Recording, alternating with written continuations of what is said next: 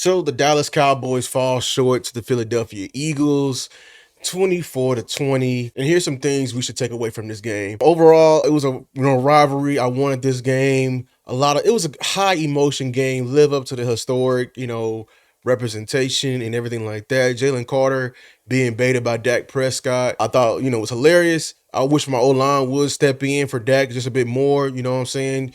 Just to, lead with that physicality early on. But in the first half, first of all, let me say this overall. I felt like this team had a lack of complementary football. When one side of the ball was doing good, the other side was doing the complete opposite. I think that's the entire theme of this entire game, and we need to do better about it. But in the first half, I thought I was very impressed with the run game so far. Like the offensive line was blocking. I think Clayton Adams and Schottenheimer called a great scheme. I saw a gap scheme. I saw powers. I saw, inserts. I saw, Lukey coming off the edge, kicking out blocks. I saw him really working our guards, beat Booker and Smith coming around and having an insert on the plus side backers and everything like that. And I just saw great movement, and that led to them having a very solidified pass pro within the first half. Pretty much Dak had him all day, and the play action was very daily. We were actually moving the ball very well on the Eagles. Now, from the defensive standpoint, I thought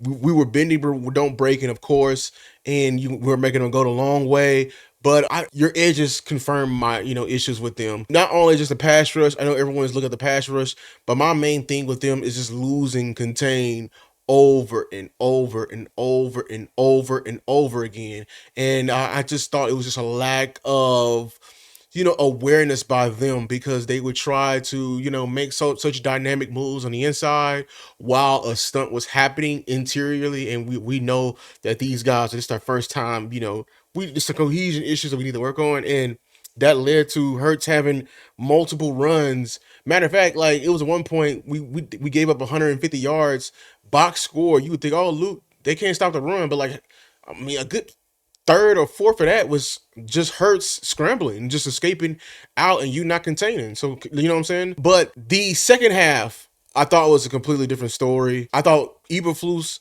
showed that his main philosophy with his defense and how, yes, they're going to be bending but don't breaking, but while we're bending, we're gaining and knowing knowledge on our opponent so we can counter with the necessary counter, and we will throw a mean change up and mean hiccup in a game plan, and that was blitzing and throwing multiple looks at Jalen Hurts and rushing his clock and getting him off target, and playing, good zone umbrella over the top and making him go underneath when he did go. I thought they did a great job with this. Matter of fact, they pretty much held them without a touchdown, without a score in the second half. That was a great adjustment by them. But as far as the offensive side, and here goes that lack of complementary football, the run game died down a bit. But it was still effective. But one thing that was very disappointing, that we didn't think was disappointing, was the execution of the passing game. And it's just individually. I thought Dak had a phenomenal game. I'm gonna say it right now. He had a phenomenal game, and I feel like in the end, this was his game. He could have won for another one for his mother, another 2-minute win. But man, the amount of drops from our weapons this go round was utterly ridiculous. Of course, CeeDee Lamb headlining that. Ferg dropped a touchdown or two in the first half, and I think Spanford dropped one as well. The amount of drops in this game was like, man, I know that won't happen again, but they really failed Dak. I tweeted that. They really failed Dak right here. Ford really wanted this one, and it's just, we need to get better at the execution, because we can be very dangerous like that. But overall, I thought this team really did fight. I love the game plan from Shoddy. He was calling it up. He was, he was doing meaningful motion. Sometimes it was unmeaningful, but you can, at least you can say the game plan, the guys were open, the guys were there, and Dak hit the man on target. It's just we didn't come down with the ball. And then for Eberflus, the Eberflus just needs time, before he makes his adjustments. I just wish he would make a minor adjustment by the second quarter to limit them before the halftime, before he can go to the whiteboard and actually put in the necessary halftime installs like he did before with the fire zone blitzes and everything like that. But great fight by the Cowboys. Great job by Schottenheimer. We were more disciplined. We, you know what I'm saying?